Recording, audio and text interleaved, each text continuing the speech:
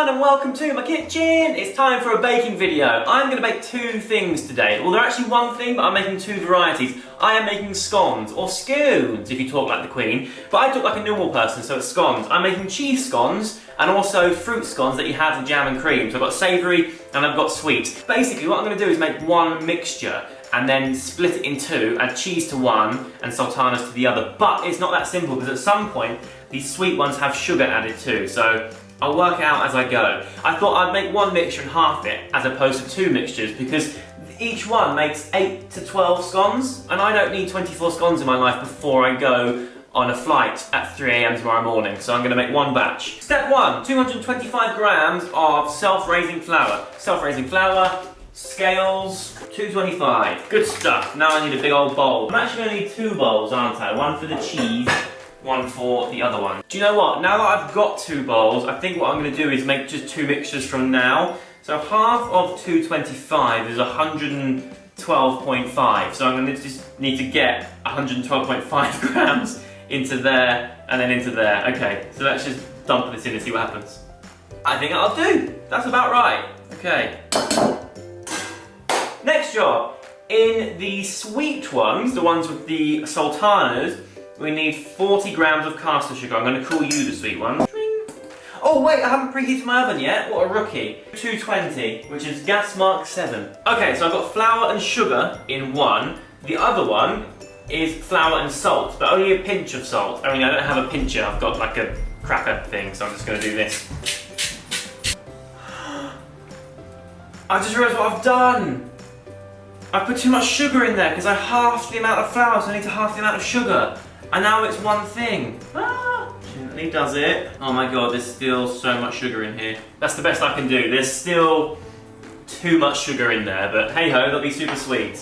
In the sweet ones, 75 grams of butter, but I need to half it, so it's 35 plus the 2.5, 37.5 grams of butter. Come on, off you come. There you go.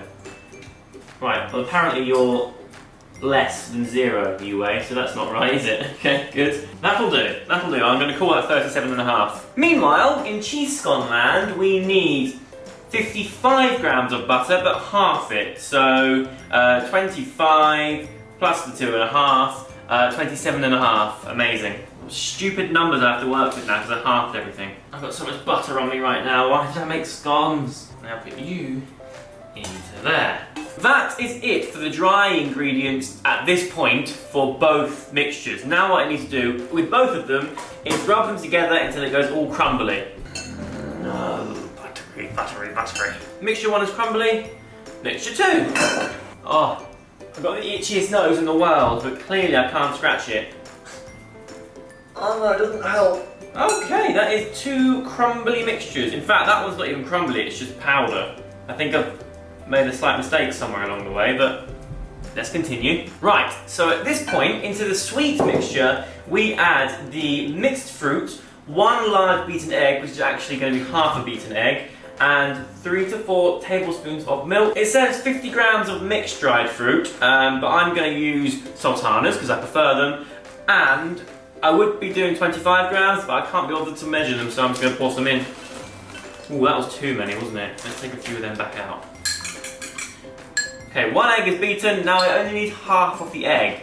I think I might save the other half maybe for like glazing or something. So then when you cook it, they go golden brown, but I don't know yet. No, that was the whole...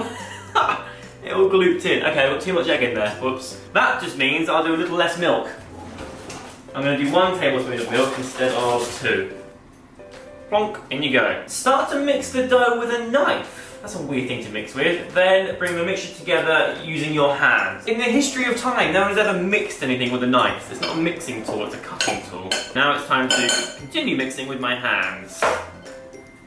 Oh yeah, it feels good. I don't really know what I'm doing because I'm not like a baking expert or anything, but this is sort of the mixture I was thinking would make a good scone. So I think I might be on the right track. For the cheese ones, the next step is stir in the cheese, then add the milk. 25 grams of cheese, but 12.5 grams, and 150 ml of milk. I don't know how much milk that is. I don't have a milliliter measurer, I don't think. Do you know what I do? I've got one in my protein shaker. That's a lot of milk. 100 ml is there, so 150 is all the way up there. That's a lot of milk. Oh, I have to half it. Ugh. You know what?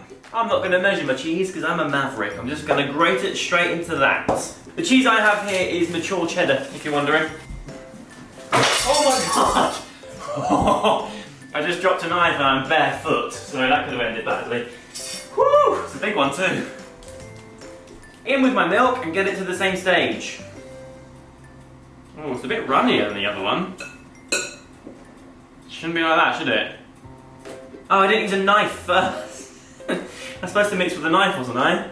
I think I might add just a bit more flour to this mixture because it is gloopy. That's more like it.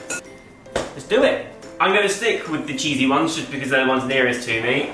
First things first, lightly flour a surface. It says knead very lightly. This is kneading, right? Pat out to around 2 centimeters thick, okay? That is pretty good to me, I reckon. Use a 5 centimeter cutter. Oh crap, I haven't got a cutter, have I? Do we? Oh, we do! Oh, crikey, what's a 5 centimeter cutter though? So, I'm going to assume that's 5 centimeters, I have no idea. I'm now going to get my baking tray out, and I'm going to get some baking paper onto the tray. Now, I need to cut things out and put them on there. That's not a scone, is it? That's so small. Is that what scones look like before you cook them? That's tiny. Alright, let's go with it. Turns out that this is not 5 centimeters at all because originally it was supposed to make 8 to 12 scones. I've halved everything and I already have 8. So it looks like this is probably half the size I needed. But hey-ho, these are my cheese. Oh, hello, you're moving. These are my cheese scones. Apparently now I am supposed to brush the tops with a little milk, but I've still got egg left over, so I'm going to use that. Then bake for 12 to 15 minutes. So I need like a brushy thing. Ah, yes, here it is. Brushy, brushy. There we have 11 tiny cheese scones, which should be double the size, but they're not. So I'm going to put them in the oven now while I get on with the other ones. 12 to 15 minutes. But seeing as they're so small, maybe it shouldn't be 12 to 15 minutes because they're like half the size. So maybe 10 minutes? 8 minutes? I'm going to set Siri for 8 minutes and I'll check on them. Sweet scones. Apparently these ones I'm supposed to roll. So my surface is still floured. I have to flour my rolling pin too, which excites me. I don't know why. I just really like this little job. You get flour in your hand